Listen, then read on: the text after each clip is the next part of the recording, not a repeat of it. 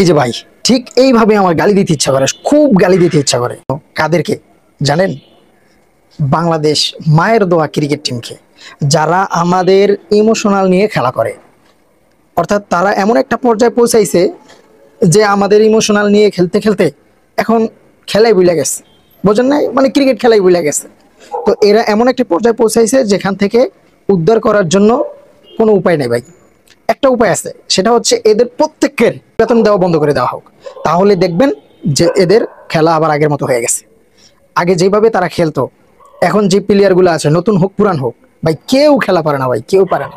আমরা বাঙালি এত খেলাপ্রেমিক, যত কাজ হোক, কিন্তু আমরা কাজ থুইয়া কাজের মাঝে মাঝেও আমরা খেলা দেখার জন্য পেরেশান হয়ে যাই ভাই। যতই বলি বাঙালিকে খেলা দেখবো না, কিন্তু ভাই তারপরেও দেখি। কিন্তু এই শালারা আমাদেরকে এত ইমোশনাল বানায় ফেলছে যে আমাদের ইমোশনাল নিয়ে এখন খেলা করে। মানে ওরা ক্রিকেট খেলা বাতিই দিয়ে দিছে, এখন শুধু আমাদের ইমোশনাল নিয়ে খেলা করে। কারণ আমরা তো